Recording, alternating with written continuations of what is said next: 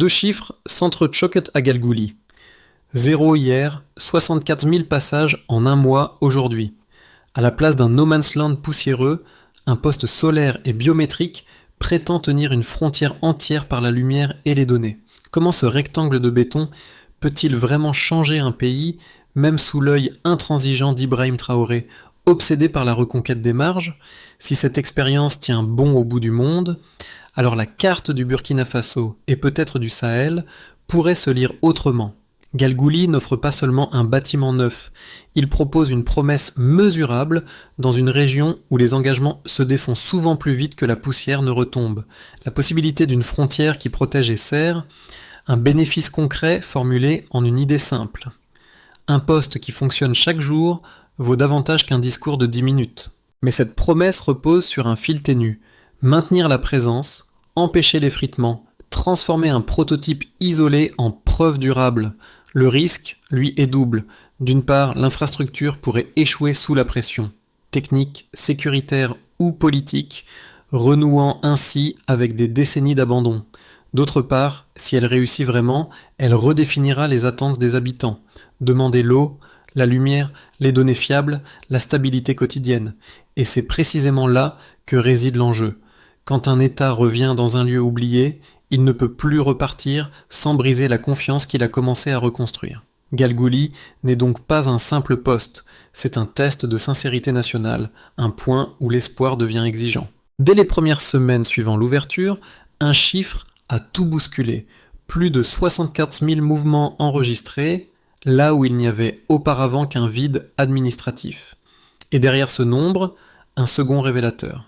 Une baisse de 37% des incidents frontaliers signalés dans la zone sud-ouest, signe tangible qu'une présence minuscule peut produire un effet massif. Ce double constat éclaire autrement Galgouli, longtemps réduit à un point oublié sur une carte coloniale jaunie. Des décennies durant, les dunes, les pistes et les lisières forestières se partageaient un espace où l'État n'était qu'une rumeur irrégulière glissant sur les radios défaillantes et les registres froissés. Les flux humains, eux, circulaient sans trace. Passeurs, réfugiés, marchands et groupes armés se fondaient dans un territoire sans contour. L'absence de contrôle nourrissait la peur. La peur érodait la confiance. Et sans confiance, aucune reconstruction ne trouvait prise. C'est précisément cette spirale qu'Ibrahim Traoré dit vouloir briser en rappelant que la souveraineté commence aux marges avant de toucher le centre. L'infrastructure de Galgouli, soutenue par l'OIM et financée par des partenaires allemands et japonais, incarne ce renversement. Ici, les scanners biométriques remplacent les cahiers froissés. L'énergie solaire alimente l'eau potable. Les données quotidiennes substituent les rumeurs fragiles. Pour la première fois, un poste frontalier burkinabé fonctionne comme un service public et non comme une barrière abstraite. Ce changement est autant psychologique que matériel. Les habitants de Galgouli regardent désormais un bâtiment de l'État et y voient une présence qui leur appartient. Le 15 juillet 2023 marque ainsi moins une inauguration qu'un pivot. En une cinquantaine de jours, un prototype devenu routine commence à redessiner la relation entre une population et son administration. Et dans cette dynamique nouvelle, la question suspendue depuis l'aube, une frontière peut-elle rendre l'espoir, reçoit enfin un début de réponse. Pour comprendre Galgouli autrement que par les chiffres, il faut écouter ceux qui vivent à quelques mètres des câbles solaires. Bernadette Cambiré, vendeuse de fruits et mère de 4 enfants, se souvient d'un temps où l'État n'existait qu'à la radio. Aujourd'hui, elle remplit des bouteilles d'eau provenant du forage alimenté par le poste. Pour elle, la transformation tient dans peu de mots, lumière, paix, routine. Sa voix rejoint celle d'un ancien officier local qui observe « Quand on sert, on est enfin vu ». Cette remarque simple éclaire ce que la modernisation a changé. La présence de l'État est devenue lisible, presque familière. Ces deux témoignages donnent chair à un processus souvent décrit comme technocratique. Ils rappellent que les scanners biométriques, les panneaux solaires et les postes de contrôle ne sont pas seulement des outils, ce sont des repères. Dans les villages voisins, les marchés ont rouvert, les restauratrices recommencent à vendre du mil, les transporteurs stationnent sans crainte excessive, la confiance, lentement, sédimente. Pourtant, cette dynamique reste fragile.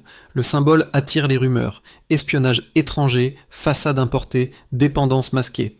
Ces doutes, parfois alimentés par la circulation d'informations contradictoires, menacent l'équilibre précaire que Galguli tente d'établir. Mais sur le terrain, un fait demeure. Ce bâtiment modeste a offert un socle psychologique à une communauté qui n'en avait plus.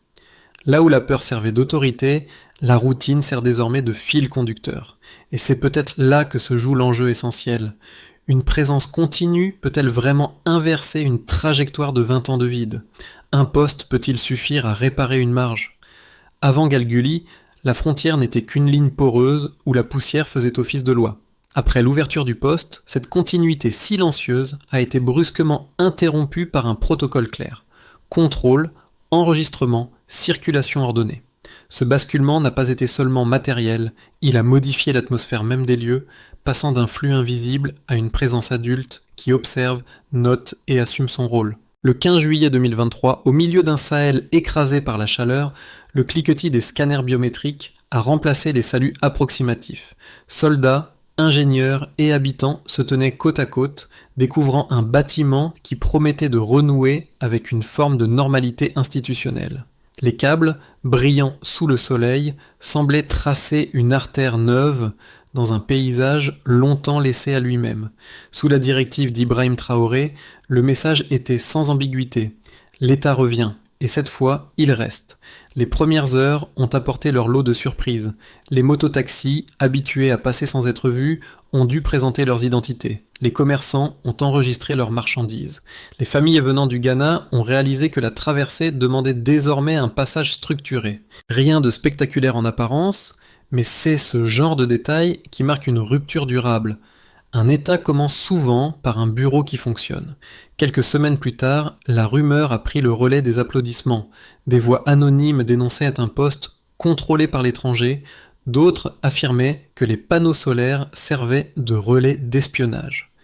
Ces murmures ont trouvé un écho dans le Nord, où certains groupes armés ont cherché à tester les limites de l'infrastructure. Leur objectif n'était pas la destruction, mais la démonstration. Montrer que l'État restait vulnérable dès qu'il s'aventurait loin du centre. À Ouagadougou, Ibrahim Traoré a convoqué un conseil de sécurité d'urgence. L'enjeu dépassait la simple protection d'un bâtiment. Il fallait défendre une doctrine, celle qui prétend reconstruire les marges avant de sauver le cœur du pays. Les patrouilles ont été renforcées, la coordination avec le Ghana resserrée. Les médias d'État ont diffusé un message ferme. La frontière n'est pas négociable. Ce moment a constitué le véritable pic de tension. Pour la première fois depuis des années, une action militaire suivait une infrastructure civile, et non l'inverse. Ce renversement, subtil mais inédit, a redéfini la manière dont la souveraineté s'exprime dans une zone longtemps abandonnée. La riposte attendue n'est jamais venue. Les groupes armés, voyant que la lumière restait allumée chaque nuit et que les patrouilles demeuraient régulières, ont reculé. Les marchés voisins ont rouvert. Les enfants ont recommencé à jouer autour des câbles solaires, indifférents aux débats géopolitiques. La routine, peu à peu, s'est replacée au centre du paysage. Une routine construite, fragile, mais réelle. Dans les semaines suivantes, les effets indirects se sont multipliés. Les petites entreprises locales ont prospéré autour du poste. Les transporteurs ont trouvé un point d'ancrage fiable. Les habitants ont commencé à identifier l'État non comme une rumeur lointaine, mais comme une présence qui se maintient. La frontière, jadis invisible, est devenue un repère quotidien. Avant Galguli, la frontière n'était qu'une ligne poreuse où la poussière faisait office de loi. Après l'ouverture du poste, cette continuité silencieuse a été brusquement interrompue par un protocole clair. Contrôle, enregistrement, circulation ordonnée. Ce basculement n'a pas été seulement matériel, il a modifié l'atmosphère même des lieux, passant d'un flux invisible à une présence adulte qui observe, note et assume son rôle. Au début du processus, le 15 juillet 2023, au milieu d'un Sahel écrasé par la chaleur, le cliquetis des scanners biométriques a remplacé les saluts approximatifs. Soldats, ingénieurs et habitants se tenaient côte à côte, découvrant un bâtiment qui promettait de renouer avec une forme de normalité institutionnelle. Les câbles, brillant sous le soleil, semblaient tracer une artère neuve dans un paysage longtemps laissé à lui-même. Sous la directive d'Ibrahim Traoré, le message était sans ambiguïté. L'État revient, et cette fois, il reste. Les premières heures ont apporté leur lot de surprises. Les mototaxis, habitués à passer sans être vus, ont dû présenter leurs identités. Les commerçants ont enregistré leurs marchandises. Les familles venant du Ghana ont réalisé que la traversée demandait désormais un passage structuré. Rien de spectaculaire en apparence, mais c'est ce genre de détail qui marque une rupture durable. Un État commence souvent par un bureau qui fonctionne. Au moment le plus tendu, quelques semaines plus tard, la rumeur a pris le relais des applaudissements. Des voix anonymes dénonçaient un poste contrôlé par l'étranger. D'autres affirmaient que les panneaux solaires servaient de relais d'espionnage. Ces murmures ont trouvé un écho dans le Nord où certains groupes armés ont cherché à tester les limites de l'infrastructure. Leur objectif n'était pas la destruction, mais la démonstration. Montrer que l'État restait vulnérable dès qu'il s'aventurait loin du centre. À Ouagadougou, Ibrahim Traoré a convoqué un conseil de sécurité d'urgence. L'enjeu dépassait la simple protection d'un bâtiment. Il fallait défendre une doctrine, celle qui prétend reconstruire les marges avant de sauver le cœur du pays. Les patrouilles ont été renforcées, la coordination avec le Ghana resserrée. Les médias d'État ont diffusé un message ferme. La frontière n'est pas négociable. Ce moment a constitué le véritable pic de tension. Pour la première fois depuis des années, une action militaire suivait une infrastructure civile, et non l'inverse. Ce renversement, subtil mais inédit, a redéfini la manière dont la souveraineté s'exprime dans une zone longtemps abandonnée. Dans les conséquences qui ont suivi, la riposte attendue n'est jamais venue. Les groupes armés, voyant que la lumière restait allumée chaque nuit et que les patrouilles demeuraient régulières, ont reculé. Les marchés voisins ont rouvert. Les enfants ont recommencé à jouer autour des câbles solaires, indifférents au débat géopolitique. La routine peu à peu s'est replacée au centre du paysage, une routine construite, fragile, mais réelle. Dans les semaines suivantes, les effets indirects se sont multipliés. Les petites entreprises locales ont prospéré autour du poste. Les transporteurs ont trouvé un point d'ancrage fiable. Les habitants ont commencé à identifier l'État non comme une rumeur lointaine, mais comme une présence qui se maintient. La frontière, jadis invisible, est devenue un repère quotidien. Avant Galguli, les registres poussiéreux et les radios défaillantes formaient une base chaotique où rien ne pouvait être compté avec précision. Aujourd'hui, le contraste est net. Un système biométrique opérationnel enregistre chaque passage, transformant une zone jadis opaque en source continue de données exploitables.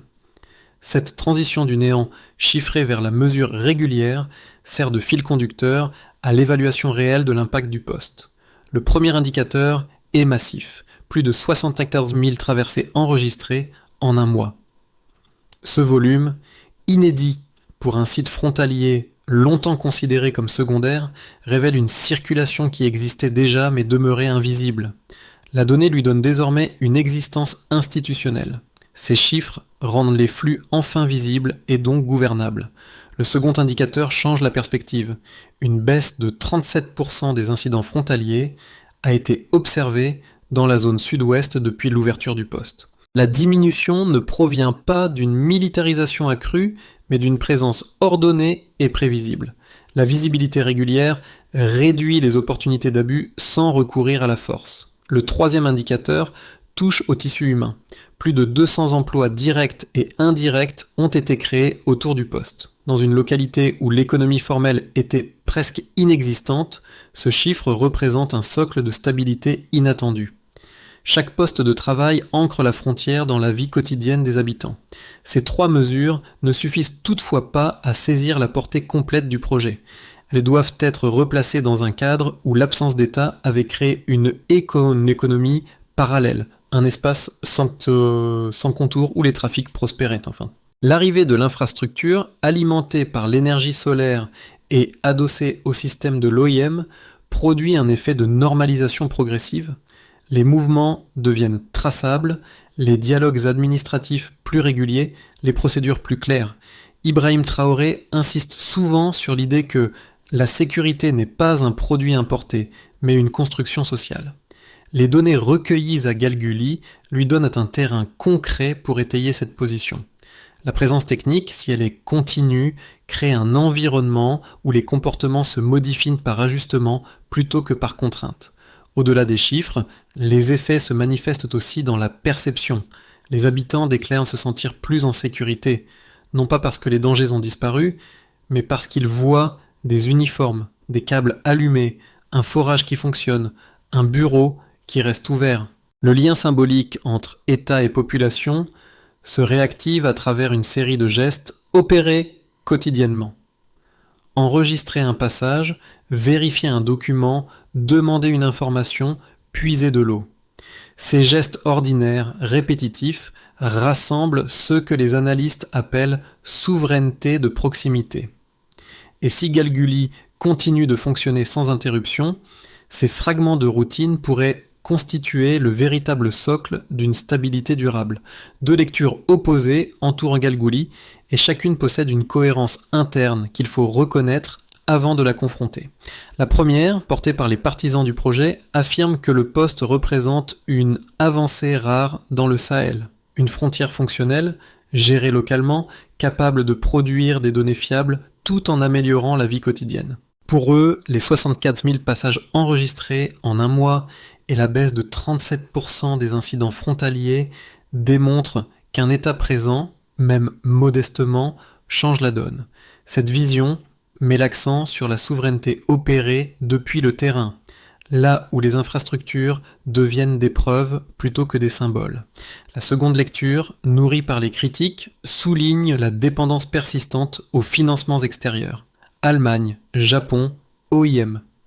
Selon cette perspective, la modernisation n'efface pas la tutelle, elle la rend plus discrète. Les panneaux solaires, les scanners biométriques et les formations techniques seraient autant de leviers qui, sans être coloniaux, maintiendraient une forme d'influence indirecte.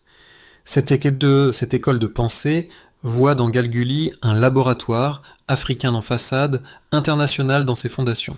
Pour évaluer ces deux thèses sans dogmatisme, il faut regarder ce que les faits permettent de confirmer. La gestion quotidienne du poste, assurée par des agents burkinabés, montre que la maîtrise opérationnelle est bien locale. Les données sont stockées à Ouagadougou, non à l'étranger, et aucun drapeau autre que celui du Burkina Faso n'apparaît sur l'infrastructure. Ces éléments affaiblissent en l'idée d'une dépendance totale. Inversement, le financement extérieur demeure incontestable. Sans lui, ni l'énergie solaire ni les systèmes biométriques n'auraient vu le jour en si peu de temps. L'autonomie proclamée doit donc être nuancée par une réalité. La souveraineté se construit avec l'aide d'autrui, ce qui n'enlève rien à sa légitimité mais en révèle les limites. C'est précisément cette tension qu'Ibrahim Traoré tente d'articuler. Coopérer sans se soumettre, apprendre sans déléguer l'essentiel. À Galguli, cette équation n'est pas résolue, mais elle devient observable. La bascule commence ici. À ce stade, Galguli n'est plus un simple prototype. Le poste devient un point d'observation où l'on distingue pour la première fois ce que pourrait être un réseau frontalier burkinabé cohérent. Les scanners biométriques tournent sans interruption, les panneaux solaires maintiennent l'eau et la lumière, et les routines administratives s'installent comme si elles avaient toujours existé. Une scène résume cette transition. Au lever du jour, une file d'habitants attend pour récupérer de l'eau au forage pendant qu'un agent vérifie des documents venus du Ghana. Rien d'extraordinaire en soi, mais ces gestes tissent une normalité qui n'existait plus depuis longtemps. La souveraineté ici ne s'exprime ni par des discours, ni par des démonstrations militaires, mais par la continuité. Pour les observateurs extérieurs, cette continuité est précisément ce qui fait de Galguli un tournant. Si un seul poste peut tenir ainsi, alors le modèle peut se répliquer sans s'effondrer. Et cette perspective renforce la doctrine défendue par Ibrahim Traoré, reconstruire des marges résilientes pour protéger un centre fragilisé. À mi-chemin du récit, une certitude apparaît. La stabilité n'est pas encore acquise, mais elle cesse d'être un mirage. Les effets de Galguli ne se mesurent pas seulement dans les chiffres. Ils s'observent dans la manière dont 4 groupes, les habitants locaux, les agents de l'État, les voisins régionaux et les acteurs économiques ont vu leur quotidien se transformer. Chacun reçoit une partie du choc, une partie du bénéfice, une partie de l'incertitude. Pour les habitants du voisinage, pour les résidents de Galguli, le changement est tangible. L'eau coule désormais de manière régulière grâce à l'énergie solaire. Les marchés, jadis sporadiques, s'installent chaque semaine avec une prévisibilité nouvelle. Les uniformes, autrefois perçus comme une menace ou un aléa, deviennent des repères familiers. Les mères de famille décrivent un sentiment de sécurité qui ne provient pas d'un effacement total du danger, mais d'une présence visible. Quand un poste fonctionne tous les jours, le silence cesse d'être une inquiétude pour redevenir une habitude. Certains jeunes, auparavant tentés par les milices, trouvent une raison de rester. L'emploi, la routine, un cadre. Pour les agents de l'État, pour les forces de sécurité et les agents administratifs, le poste représente un terrain d'apprentissage réel. Ils gèrent les procédures, manipulent les scanners biométriques, analysent les données et ajustent les patrouilles. Cette prise en main locale donne un sens concret à la doctrine voulue par Ibrahim Traoré. Un État qui exerce sa souveraineté à hauteur d'homme plutôt qu'à travers des injonctions abstraites. Les gardes affirment servir et être vus, résumant ce qui manquait auparavant. Une reconnaissance mutuelle entre institutions et population. Ce lien, s'il se renforce, pourrait stabiliser durablement les rapports entre l'État et les marges. Pour les voisins régionaux, l'effet du poste se fait sentir au-delà de la frontière. Au Ghana, les autorités saluent une barrière contre les trafics et apprécient la coordination renforcée. En Côte d'Ivoire, certains craignent un ralentissement commercial, mais reconnaissent les bénéfices pour la sécurité. Au Mali et au Niger, les régimes alliés observent Galgouli comme une expérience de souveraineté africaine assumée. Dans ce contexte, le poste devient un repère géopolitique, modeste mais symboliquement puissant. Il démontre qu'un pays du Sahel peut moderniser ses frontières par choix, non par contrainte. Pour les acteurs économiques, autour de Galgouli, un micro-écosystème est né. Réparateur de câbles, petites transporteurs, restauratrices, vendeurs d'eau, commerçants itinérants. Plus de 200 emplois directs ou indirects ancrent l'infrastructure dans la vie locale. Les flux deviennent réguliers, les revenus moins aléatoires. Les marchés reprennent une forme, les trajets se stabilisent. Pour ces acteurs, la frontière n'est plus un vide à contourner, mais un moteur silencieux qui organise le quotidien. Dans la trajectoire la plus probable, Galgouli poursuit son fonctionnement sans rupture majeure. Les patrouilles mixtes entre le Burkina Faso et le Ghana se stabilisent, les données biométriques circulent chaque semaine vers Ouagadougou et les infrastructures solaires passent le cap de la saison sèche sans panne critique. Ce scénario étend lentement le modèle vers d'autres sites pilotes, Dola, Madouba, Yendéré, avec la même combinaison. Énergie solaire, formation locale, supervision nationale. Rien de spectaculaire, mais une consolidation régulière qui transforme un prototype en politique publique émergente. Pour un État qui avait perdu ses marges, cette normalité quotidienne représente déjà une victoire stratégique. Dans la version la plus favorable, l'expérience Galgouli devient une référence au-delà des frontières. Le Mali, le Niger et la Guinée s'en inspirent pour intégrer contrôle et développement dans des zones périphériques. L'Union africaine cite le poste comme cas d'école de souveraineté démontrée, accentuant la crédibilité de la démarche. Les partenaires européens adoptent une posture moins directive, préférant accompagner plutôt qu'imposer. Dans ce climat, Ibrahim Traoré renforce sa doctrine, reconstruire les marges avant de sauver le centre. Le Burkina Faso devient alors exportateur de modèles et non simple bénéficiaire d'assistance. C'est un tournant rare dans le Sahel. Dans la perspective la plus fragile repose sur une attaque symbolique. Un groupe armé, frustré par la perte d'influence, pourrait frapper le poste pour tester la résilience du dispositif. Une coupure prolongée, une panne organisée ou une infiltration numérique suffirait à briser la confiance naissante. Dans ce cas, les bailleurs suspendraient leurs appuis, les projets de duplication s'arrêteraient et la population retournerait à l'incertitude. Le choc serait d'abord moral. Si la lumière vacille une seule fois, l'ensemble du récit pourrait être remis en cause. Voici une manière de comprendre la suite. Dans les 3 cas, une règle identique s'impose. Pensez la souveraineté non comme un absolu, mais comme une trajectoire. Une frontière n'est stable que si sa routine l'est. Un État ne tient que si sa présence demeure prévisible. Galgouli teste cette idée en temps réel, fragile mais mesurable. Pour comprendre ce que représente Galgouli au-delà des cartes et des chiffres, il faut revenir à 3 plans où se joue la perception du public, l'expérience individuelle, l'horizon collectif et la lecture extérieure. Ces trois couches forment un prisme qui détermine la manière dont chacun reçoit ce poste frontalier devenu symbole. Sur le plan individuel, l'individuel. Pour un habitant, la transformation est directe.